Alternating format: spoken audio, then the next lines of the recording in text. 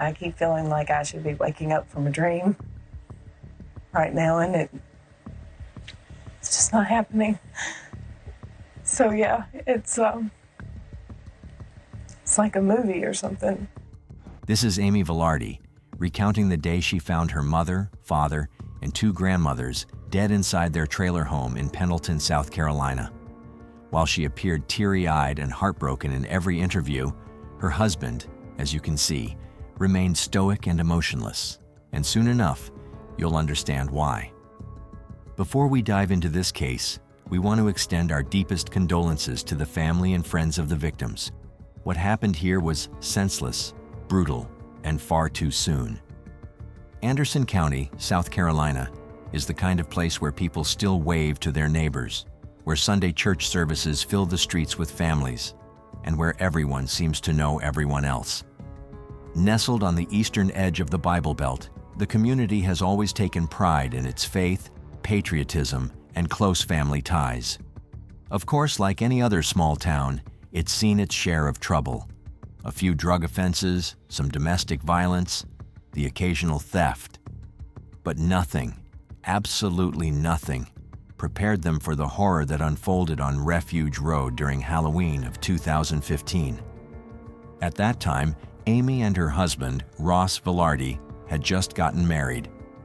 Their wedding had taken place in Columbia, South Carolina, a bright, happy celebration that would become a haunting memory just 1 week later.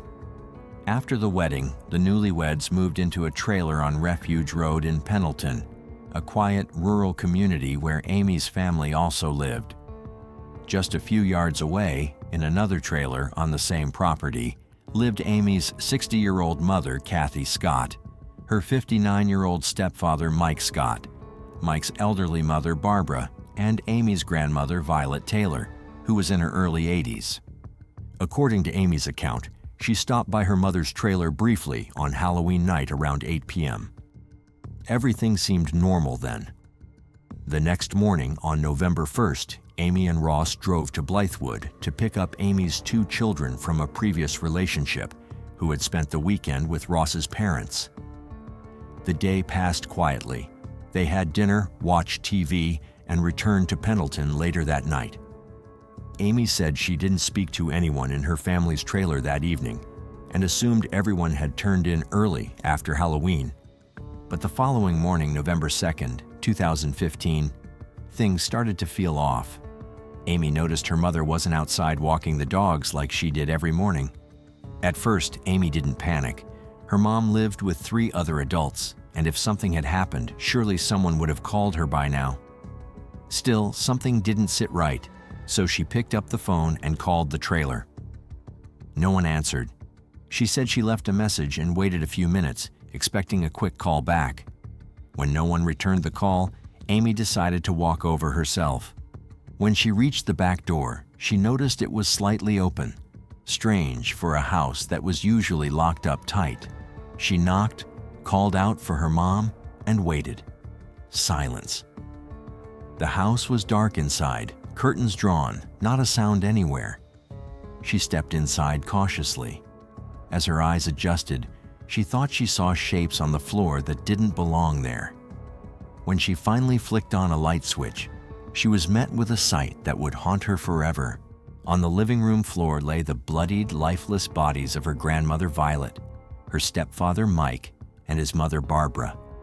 Her mother Kathy wasn't there until Amy found her moments later, dead in the bedroom. All 4 had suffered multiple stab wounds, and each had been shot. The small trailer that once smelled of family dinners and laundry detergent was now soaked in blood.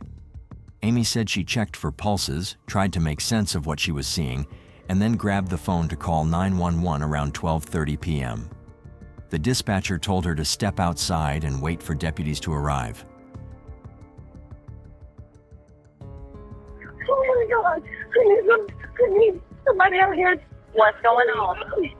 Oh God. Man, I can't. There's 4 people. in my mama's house, and they're dead. Who are these people that are in the house? It's my mom, and my grandma, and my granny, and my stepdad. Moments later, Ross reportedly showed up at the scene, followed soon after by law enforcement. What investigators found inside was nothing short of horrifying. There were no signs of forced entry, no broken locks, no shattered windows, and nothing appeared to have been stolen. Valuable items like jewelry, cash, and electronics were still in plain sight.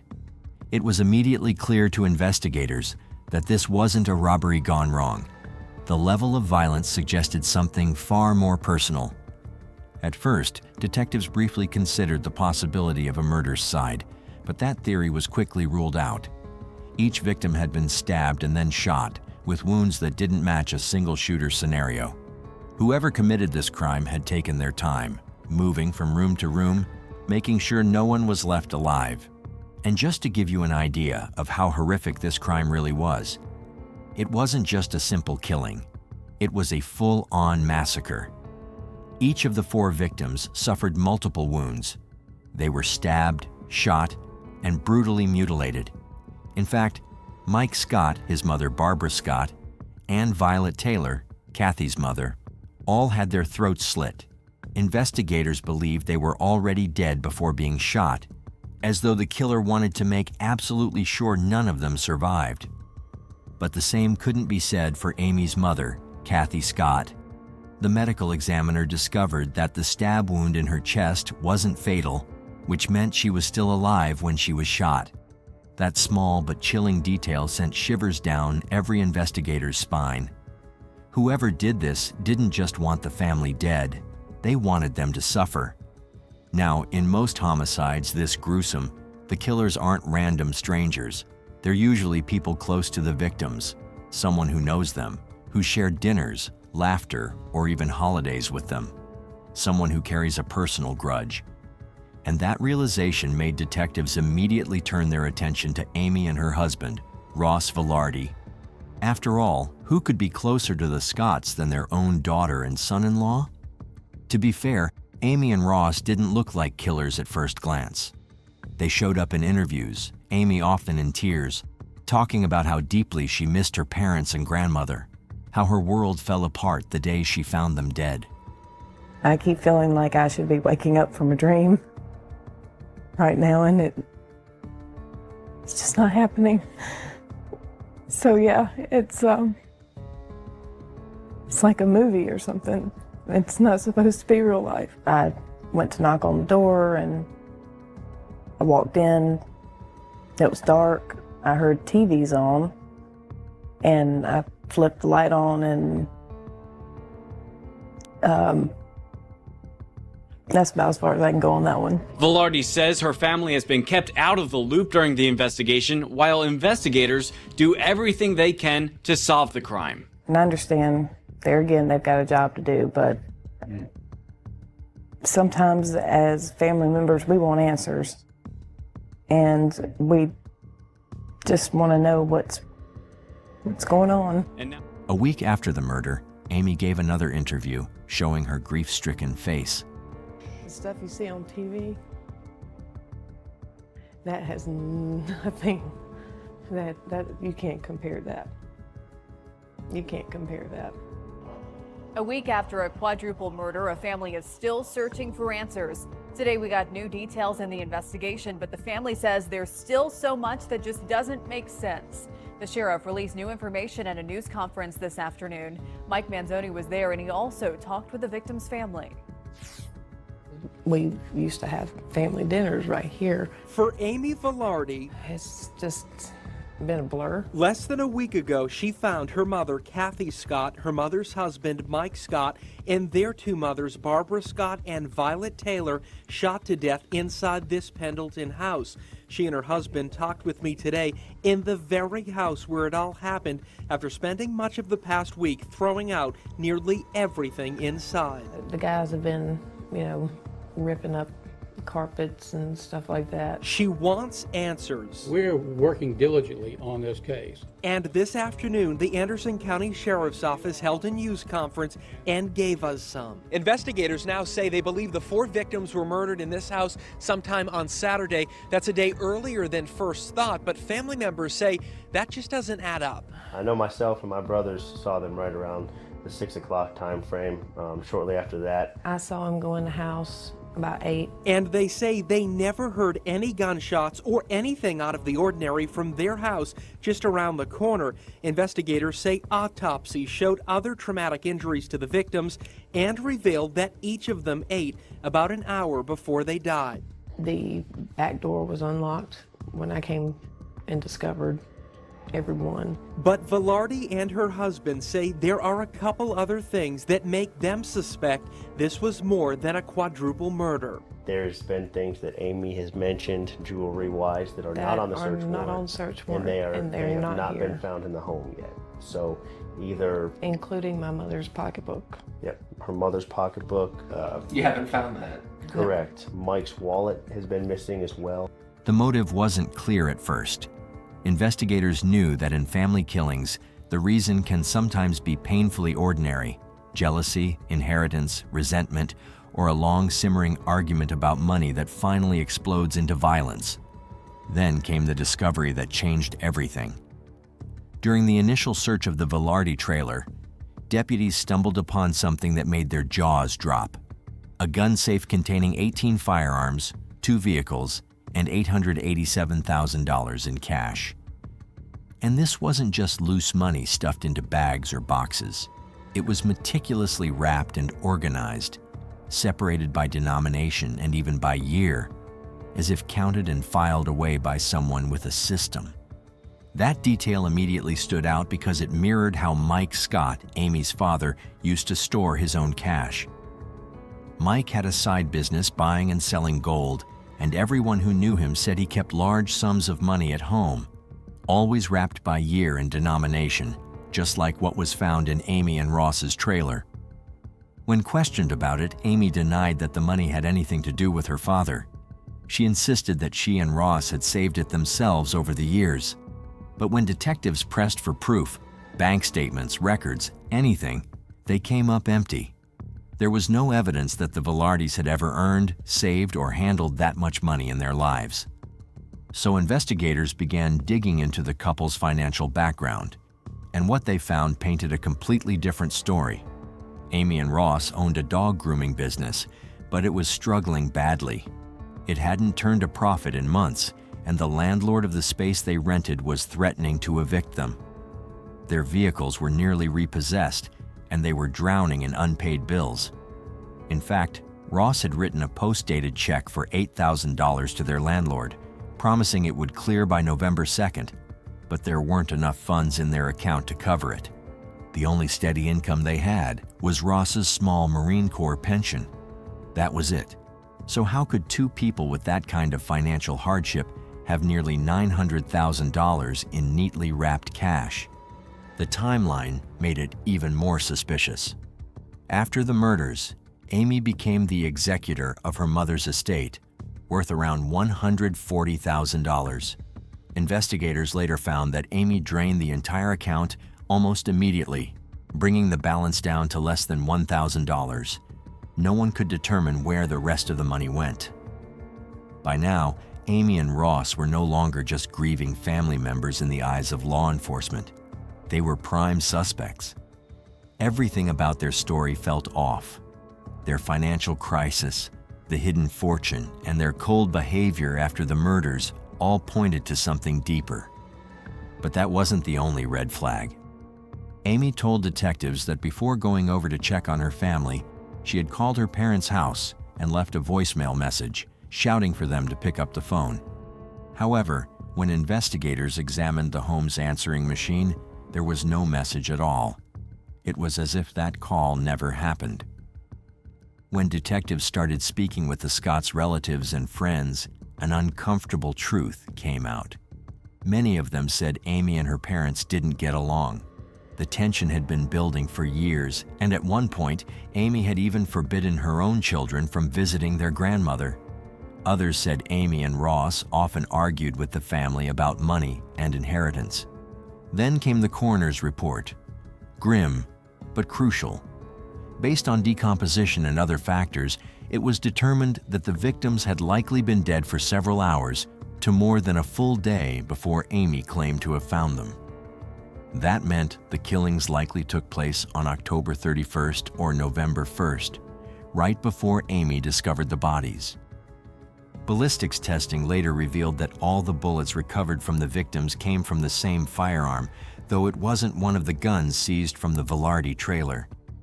The murder weapon to this day has never been found. Despite the shocking details, time began to wear down public attention. Months passed, then years. The case slowly faded from the headlines. To most people, it looked like another cold case, one of those tragic stories that would never be solved. But not for the detectives working on this case. In 2016, Amy and Ross filed a lawsuit against the Anderson County Sheriff's Office, demanding the return of the cash, firearms, and vehicles that had been seized following the murders. Their attorney claimed investigators had examined those items with a fine-tooth comb and found no proof linking them to the crime. However, a judge ruled that the items did not need to be returned. From this point on, life for Amy Velarde and Ross Velarde appeared to return to normal after the murders. They continued living on their property as if nothing major had changed. But for the surviving family members of the victims, nothing was normal anymore. They struggled to accept what happened and did their best to stay hopeful, even though the possibility that the killers would never be caught felt real. Investigators remained publicly quiet, but behind the scenes they kept working, though at that point it was far from clear whether charges would ever be brought. The strategy worked. As tips trickled in, investigators began reanalyzing old evidence using newer forensic technology that hadn't been available years earlier. They compared DNA traces, re-examined ballistic reports, and cross-checked financial records that had once been dismissed as circumstantial.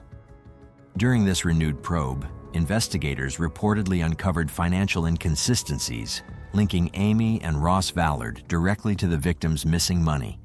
A portion of the cash found inside the Vallard's trailer was neatly wrapped and labeled, and when compared to old bank records, serial numbers matched bills that once belonged to the victims, Mike and Kathy Scott. That discovery, combined with witness statements and other confidential evidence that remained sealed by the court, was enough to reignite probable cause. After months of quiet preparation, the sheriff's office and state investigators finally moved in, and bring them in they did. On December 15, 2020, Amy and Ross Vallard were arrested at their home in Columbia, South Carolina.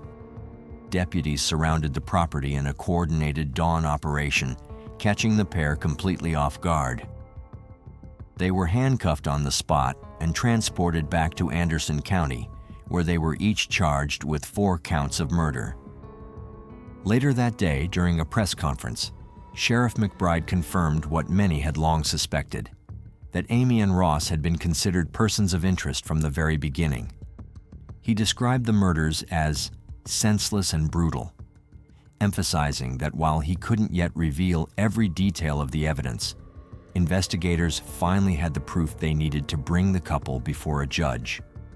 I think we knew that this day was coming. We were praying this day would come, and so far we've had some really big prayers answered. Well, a couple now facing murder charges in a brutal quadruple homicide that shocked the upstate. Amy and Ross Velarde now in custody more than 8 years after the killings in Pendleton. On your screen now, the pictures of the 4 victims: Mike Scott and his wife Kathy, Kathy's mom Violet Taylor, and Mike's mom Barbara Scott. Officials say suspect Amy Velarde is Kathy's daughter and Violet's granddaughter.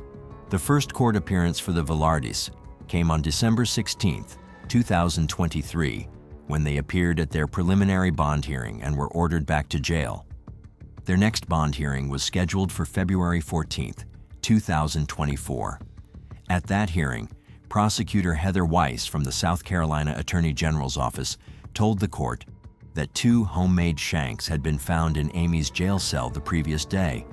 In response, Amy's defense attorney, Lori Murray, argued that her client shared the cell with 2 other inmates, that the shanks were found in a drawer attributed to Amy, but the unused bunk where she stored her belongings indicated it was impossible to determine who made or owned the shanks. During that bond hearing, the prosecutor made motive a central part of the argument. She emphasized that the Velardes' dog grooming business had been in dire financial shape in the months leading up to the murders, that about $187,000 in cash had been found wrapped and organized in their trailer in a pattern matching how Amy's father, Michael Mike Scott, had stored his cash, and that on the day the bodies were discovered, the Velardes suddenly had enough money to resolve most of their pressing debts.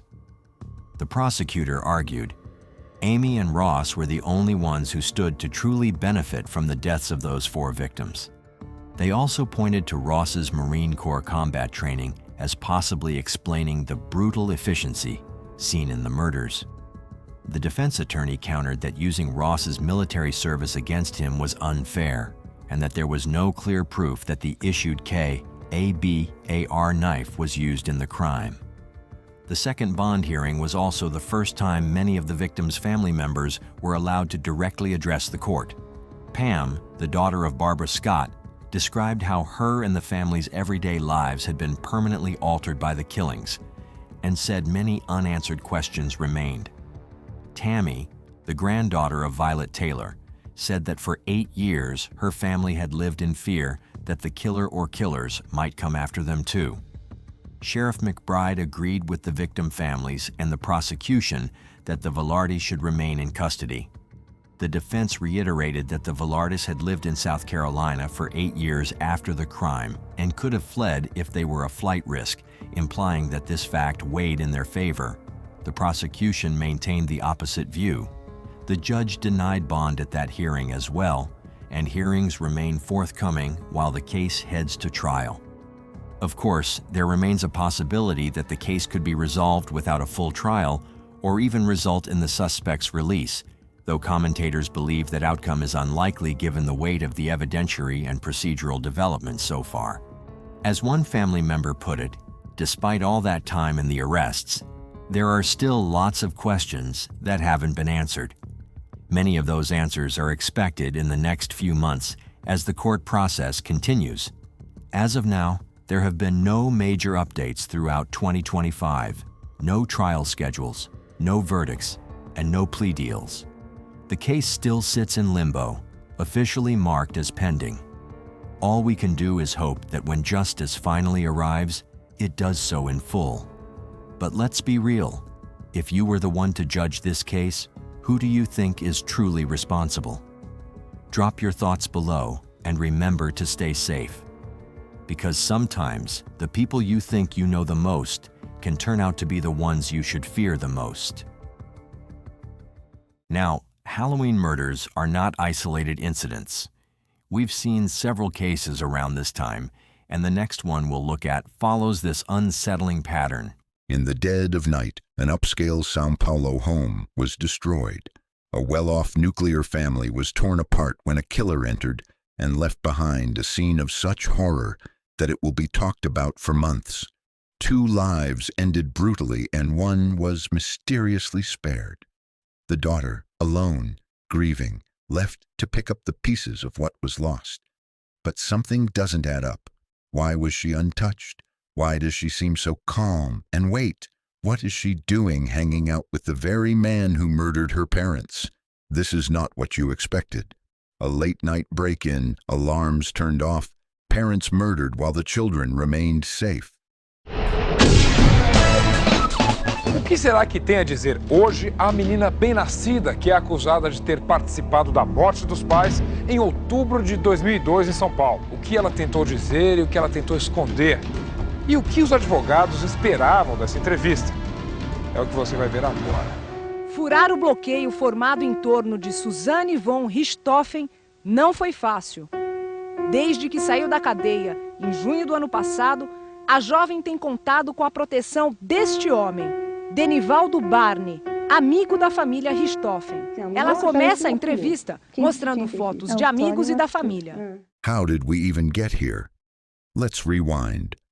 Born into privilege and prestige, Suzanne von Richthofen was the daughter of Manfred von Richthofen, a respected German engineer and state executive, and Mauricia von Richthofen, a Brazilian psychiatrist of Lebanese and Italian descent. Suzanne studied law at the Pontifical Catholic University of São Paulo and by all appearances lived a disciplined life alongside her younger brother, Andreas. But beneath the surface, cracks were forming. Suzanne von Richthofen met the man of her dreams when she was just a teenager. He was older, charming, wild in a way that probably felt thrilling to someone raised in such a strict, structured home. He rode a motorcycle, had tattoos, and didn't seem to care what anyone thought. It was the kind of rebellion that felt like freedom. It all began with an innocent walk through Ibirapuera Park. A sunny afternoon in August 1999, Manfred and Mauricia Richthofen strolled through the trees with their children, Suzanne and little Andreas. That's when fate stepped in. They crossed paths with a young man named Daniel Cravinhos, a lean, soft-spoken aeromodeling enthusiast, flying his handcrafted airplanes. Andreas, intrigued, asked to learn more. The Richthofens agreed. Daniel became a regular at their home. He was patient with Andreas, treating him like a kid brother, taking him biking, racing model cars, talking dreams. It all seemed so wholesome, but behind the charm, something darker was brewing. According to friends, Andreas actually helped his sister get closer to Daniel. It started with a note passed through Andreas, and suddenly Daniel wasn't just the boy teaching model airplanes. He was Suzanne's boyfriend. At first, Manfred and Mauricia weren't concerned. Teen love, they thought. It'll pass. But it didn't. Andreas continued tagging along, and then it spiraled into a parent's worst nightmare. Andreas once hid in the trunk of Daniel's car to sneak into a love hotel with his sister and Daniel. He smoked cannabis with them in public parks. They introduced him to marijuana for the first time. He wasn't just a little brother anymore. He was a witness to everything. Suzanne and Daniel quickly became inseparable. By the age of 16, she'd lost her virginity to him. They started smoking weed daily, experimenting with ecstasy. She stopped attending parties, stopped seeing her friends, unless Daniel came too. By the time she entered law school at Pukie, Daniel was practically glued to her side, even accompanying her class to legal forums and state assemblies. Classmates called them obsessive. Daniel's own friends said he began missing training sessions just to be with her. His bedroom at home told the whole story. Dozens of photos of them together, stuffed animals, a pillow with her face printed on it. It wasn't just young love, it was obsession. And obviously, Manfred and Mauricia were growing uneasy. Daniel's lifestyle raised red flags. He scraped by building and selling 1 or 2 airplanes a month. He couldn't support himself, let alone a future family. And his brother, Christian, was even worse, battling cocaine addiction, indebted to drug dealers, and working as a police informant. When Suzanne started asking for extra money to lend to a friend, her father grew suspicious. He discovered she was spending it all on Daniel. Gifts, clothes, loans. They tried to intervene and begged her to break up with him, warned her about his drug use, but by then she was in too deep. Desperate to stay with Daniel, Suzanne began lying to her parents, telling them she was going to study with friends while sneaking off to love hotels. Her friends covered for her, until one night her mother called to check in. The lie crumbled. Mauricia confronted her daughter the next morning. Suzanne admitted everything. That's when they made a decision. Enough was enough.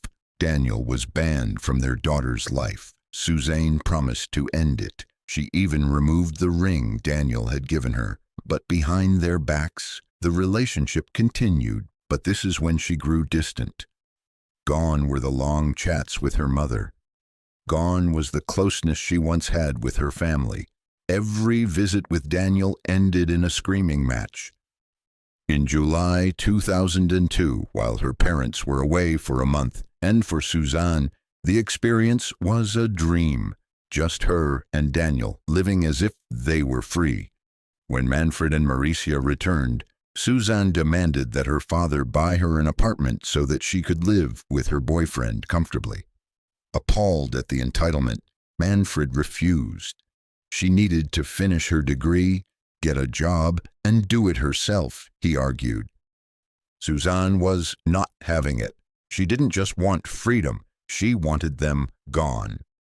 By September 2002, things had spiraled. The police were called to the Richthofen home 3 times to break up fights between Manfred and Daniel. The last time, they arrived at 2 a.m. in the quiet neighborhood of Campobello. Manfred, furious, stood at the gate in slippers and a crumpled shirt, yelling at Daniel. Suzanne tried to play peacemaker, but the rage was visible. "I'm going to beat this kid up," Manfred told officers. Daniel shot back, "I feel like beating this old man." What the police didn't know was that this tension was just the surface of a volcano, and it was about to erupt. At her parents' funeral, Suzanne appeared devastated, dressed in black, head low, and with Daniel at her side. The same ring her father had begged her to take off, now glinting on her finger. To the world, she was the grieving daughter. But inside that church, standing over the bodies of her murdered parents, Suzanne was already a killer. Daniel, once her entire world, would soon begin to drift. A letter he wrote to her in 2004 read, "I don't know why you don't talk to my parents or me anymore. Could it be that you don't trust me anymore?" Their love, once the spark that ignited the murder, was already fading, and the truth? It was about to explode. 'Twas the night before Halloween, October 30th, 2002, when what began as a teenage romance spiraled into one of Brazil's most haunting and calculated family murders. The air was thick with tension as Suzanne and Daniel Cravinhos reviewed their plan one final time. It wasn't a decision made in the heat of passion or during a sudden outburst. This was meticulous, methodical, cold. They had already toyed with the idea of using a gun, even testing the sound it would make days prior. But it was too loud and too risky. They needed silence, something up close and personal. They decided on hollow iron bars. Earlier that day, they had spoken with Daniel's brother, Christian Cravinhos. Still on the fence, Christian wasn't sure if he had the stomach to go through with it, but Daniel gave him the address and instructions. If he wanted in, he had to wait by a specific street near an internet cafe where they'd be dropping off Suzanne's 15-year-old brother, Andreas. Andreas, innocent and unaware, was lured away with a sweet deception. His sister promised him a fun night at the cafe, telling him they'd be celebrating her birthday at a motel, and that she'd even convince their parents to let him skip school the next day, a night off from homework, a slice of freedom. He had no idea he was being removed from the chessboard. Christian arrived at the cafe first, at 10:12 p.m., and left before Andreas could spot him. An hour later, the trio, Suzanne, Daniel, and Christian, met nearby, slipped into Suzanne's car, and headed toward the von Richthofen mansion. Suzanne had prepared everything. In the days leading up to the murder, she had already disabled the alarm system and turned off the security cameras. There would be no footage, no evidence of their arrival. The house, normally a fortress, was left wide open for slaughter. Just after midnight, they pulled into the garage. The murder weapons were already hidden in the car. Daniel and Christian changed into sweatshirts and women's tights, cheap attempts at forensics proofing. Suzanne led them inside, quietly turned on the hallway light, and pointed them upstairs. Her parents, Manfred and Maricia, lay sleeping. She handed them garbage bags, surgical gloves, and plastic to wrap their weapons. Then she disappeared into the lower floor, far from the bloodbath to come.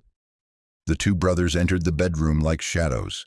Daniel turned to Manfred, Christian to Maricia. The first blows landed hard and fast. Manfred died immediately. But Maricia fought back. She screamed. She clawed. 3 of her fingers broke as she raised her hands to protect herself. She begged them to spare her children, unaware one of them had invited death through her front door. They stood over the bodies, breathless and bloodied. Daniel placed Manfred's own revolver beside his lifeless hand, draped a towel over his face. It was all a performance. Suzanne had left a trash bag on the staircase. The brothers shoved their clothes and the murder weapons inside. They scrubbed the iron bars in the swimming pool, washing away the gore. Meanwhile, Suzanne raided her parents' bedroom. She knew the code to her father's leather briefcase. Inside were 8,000 reais, 6,000 euros, and 5,000 euros dollars. She took it all. Then, to stage the scene as a robbery, Daniel slashed the briefcase open with a knife. They left jewels scattered, untouched, and the revolver, the very one Daniel had just used as a prop, conveniently placed near the body. For Christian's help, he was given his cut, cash, and jewelry before being dropped near his grandmother's apartment. Then came the final act, the alibi. Suzanne and Daniel headed to the Colonial Motel on Avenida Ricardo Jaffe, booking the presidential suite. They paid about 300 reais, ordered a Coke and a ham sandwich. Daniel even requested a receipt, his very first one from a motel. The timestamp showed timings between 1:36 a.m. to 2:56 a.m. Afterwards, they returned to the cafe and picked up Andreas. As part of the plan, they brought him home, pretending to be shocked by the open doors. Inside, Suzanne handed her little brother a kitchen knife and told him to wait outside. She made calls to her boyfriend, then to her house. No answer. They kept calling, or should we say, performing. At exactly 4:09 a.m., Daniel called the police. He claimed he was outside his girlfriend's house and believed there had been a robbery. Officer Alexandre Paulino Boto was the first to respond. He described the crime scene as amateur. Jewelry, phones, even a gun were left behind. A thief wouldn't leave a weapon on the floor, he noted. He was more disturbed by Suzanne's emotionless face. As the clock ticked past 4:30 a.m., the crime scene at the von Richthofen mansion was still thick with eerie silence. The possibility of a thief still lurking in the shadows hung over them like a fog. But nothing in the house prepared them for what they were about to find. Downstairs, the library was in shambles. Books toppled, papers scattered, furniture upended. A clumsy attempt at staging a break-in. The living room and kitchen, by contrast, were immaculate and untouched. The officers ascended the staircase, the heavy stillness of the upper floor pushing down on them. They stepped into what was clearly a girl's room, likely Suzanne's. Her closet had been turned over, stuffed animals flung across the floor like a mockery of lost innocence. Next, a tidy room with a model airplane suspended from the ceiling. Young Andreas's room, untouched, almost peaceful, save for 3 pillows oddly arranged under a sheet. A feeble attempt to suggest he'd been asleep there all along, but nothing prepared Bodo for what he saw next. They opened the door to the master bedroom. Manfred von Richthofen lay motionless on the bed, a revolver placed carefully by his hand. At first glance, it might have looked like suicide, but something felt off. Then Bodo pulled back the sheets. There was a second body, Maricia, hidden under the covers. Suicide was ruled out immediately. This wasn't a robbery gone wrong or a tragic murder-suicide. This was a double homicide. The officers, fearing the psychological shock that might follow for the 2 teenagers outside, quickly called for a rescue vehicle. It was now close to dawn. In a bizarre twist, Daniel's family had already arrived at the mansion, offering comfort and warmth. Daniel, playing his part, was asked to break the news to Suzanne and Andreas. He gathered them close, whispered, and the trio bowed their heads together. Andreas quietly drifted from the group, seemingly in a fog of confusion and grief. Meanwhile, Suzanne asked what procedures we were going to take, not what happened, not if her parents were okay. When Bodo told her, perhaps instinctively, "They're fine," she looked stunned.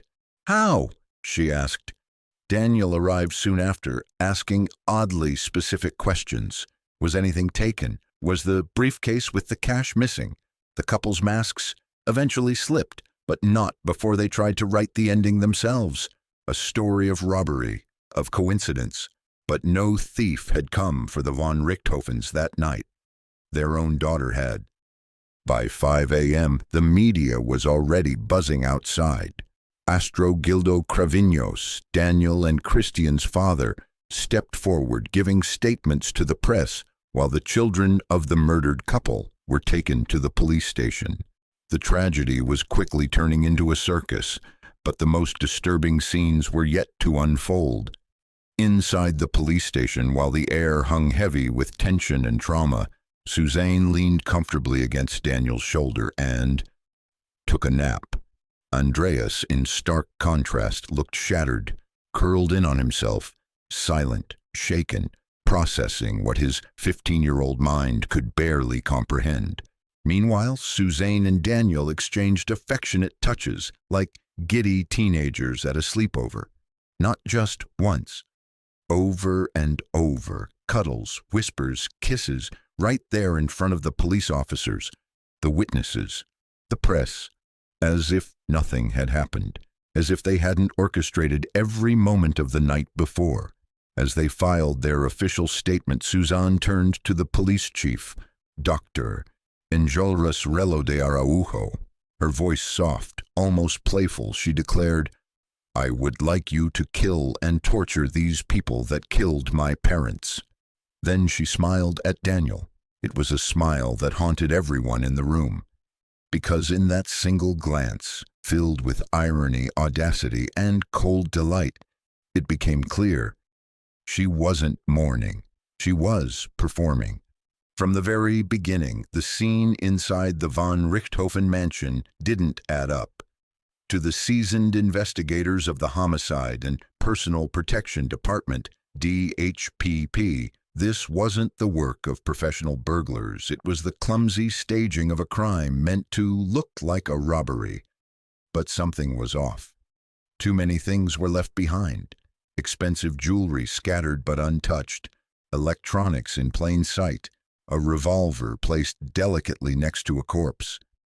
It all screamed performance, and the detectives knew. When a crime scene looks too carefully crafted, it usually is. So the investigation zeroed in, not on strangers, but on the people closest to the victims, the children, the maid, Marisha's patients, Manfred's colleagues, and one name, one connection, stood out more than any other: Daniel Cravinhos, Suzanne's boyfriend. It didn't take long for the detectives to start peeling back the layers of that relationship. According to close family friends, Manfred and Mauricia had strongly disapproved of the romance. Manfred, an engineer with conservative values, had a particular distaste for Daniel, who came from a very different social world and had a less than promising future. Under her mother's insistence, Suzanne had even broken up with Daniel once before, only to rekindle the flame in secret. That secret, it seemed, had become dangerous. On November 4th, 2002, Suzanne was summoned for a second round of questioning. She arrived at the DHPP with the same composed demeanor she'd shown in earlier days. Cool, calm, almost calculated. Investigators weren't looking for tears. They were looking for cracks. The interrogation lasted around 2 hours. The goal was to sift through her earlier statements and catch any inconsistencies. Investigators noted her tone, her choice of words, her body language. Suzanne played her part, but her composure was too perfect. And when a grieving daughter keeps her story straighter than the police expect, suspicion only grows. Then came the twist no one expected. While the detectives were tightening their circle, a new lead emerged. Christian Cravinhos, Daniel's older brother, had recently bought himself a brand new motorcycle. It was flashy, expensive, and deeply suspicious. Just days after the double murder, how could he suddenly afford such a purchase? The investigators didn't hesitate. They brought Christian in for questioning, and at the same time, Daniel. Suzanne's boyfriend had been under scrutiny since day one, but now the walls were truly closing in. And then the house of cards collapsed. On November 8, 2002, all three, Christian, Daniel, and Suzanne, confessed. It was unexpected. A daughter, privileged and poised, had plotted the cold-blooded murder of her own parents. The kind of betrayal that doesn't just shake a family, it shakes an entire nation. Nearly 4 years after Manfred and Maricia von Richthofen were bludgeoned to death in their sleep, the courtroom became the final stage for one of Brazil's most infamous murder trials. The eyes of a nation turned to São Paulo on July 17, 2006, as the trial of Suzanne von Richthofen, her boyfriend Daniel Cravinhos, and his brother Christian Cravinhos commenced. What followed was 5 days of psychological warfare, courtroom theatrics, tearful breakdowns, and brutal revelations. Originally scheduled for June 5, 2006, the trial had already faced disruption. The Cravinhos brothers' lawyers didn't appear in court, claiming they hadn't had adequate time to prepare. Shortly after, Suzanne's own defense team withdrew over a missing witness. Delays were piling up, but the judge wasn't going to let this trial collapse again. With a backup defense team appointed and house arrest lifted from Suzanne, the court reconvened a month later, ready for war. From the outset, Suzanne's testimony tried to shift blame entirely onto the Cravinhos brothers. She claimed to have been high on the night of the murders, unaware of any murder plot, and painted herself as a manipulated, naive girl entangled with an overly jealous boyfriend. She said Daniel tried to kill himself over their long-distance relationship, and that she had funded his lifestyle with her parents' money. At one point, she claimed people at their model airplane club called her the golden goose of the Cravinhos family. But Daniel had a different version, one that would devastate Suzanne's narrative. According to him, she was the mastermind. He said Suzanne had long fantasized about a life free of her parents' rules and punishments, even claiming she had suffered physical and sexual abuse at their hands, allegations she would later deny. Christian, trying to reduce Daniel's culpability, claimed only his brother had committed the murders. But this story, too, would change in the days to come.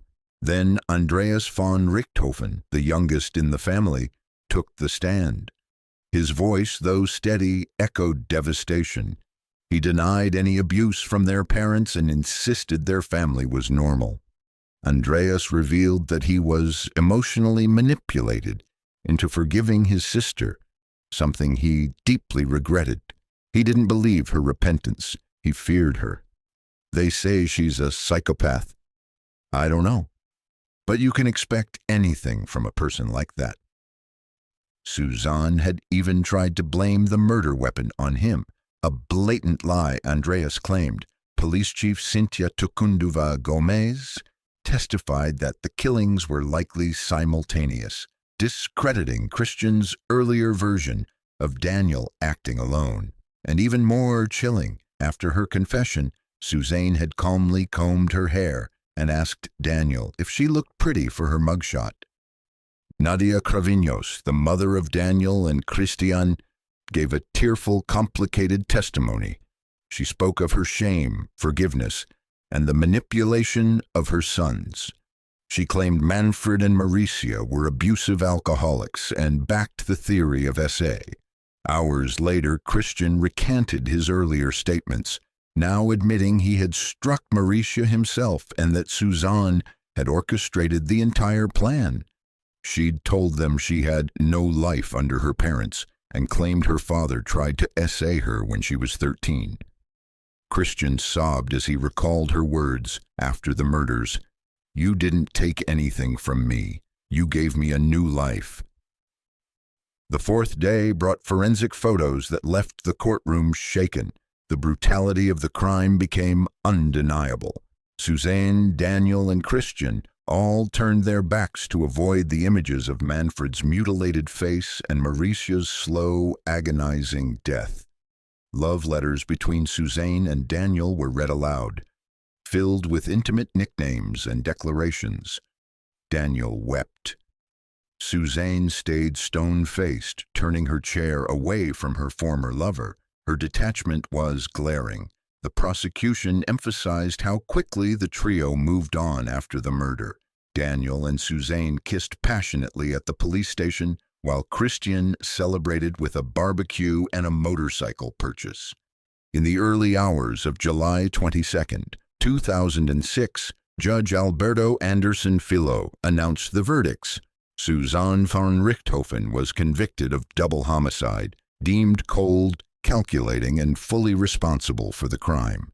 Daniel and Christian Cravinhos were also found guilty, not as manipulated pawns, but as willing executioners.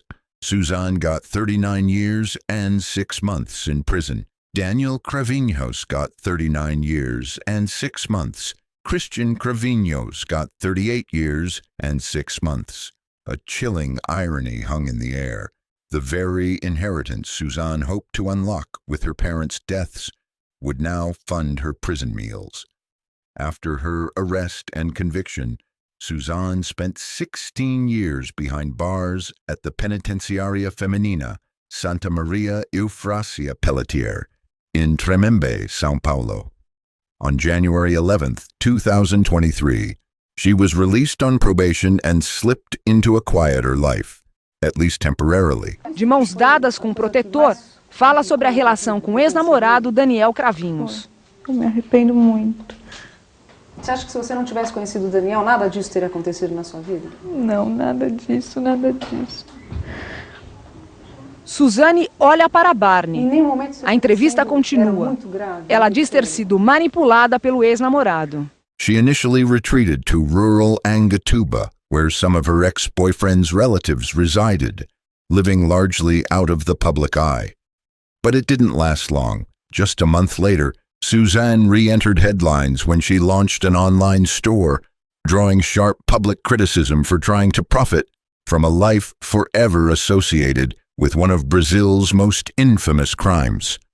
Now living in Bragança Paulista, Suzanne has taken on a new identity. Literally and figuratively, she entered a relationship with local Dr. Felipe Zecchini Muniz, a divorced father of 3, and in March 2023, became pregnant with their first child. She gave birth to a baby boy named Felipe at Sabin Hospital in Atibaia. In a move many saw as an attempt to distance herself from her past, Suzanne legally changed her name to Suzanne Louise Magnani Muniz, adopting her maternal grandmother's surname and that of her partner. And yet, one haunting truth remains. A daughter, born into wealth and opportunity, traded it all for a twisted fantasy of freedom.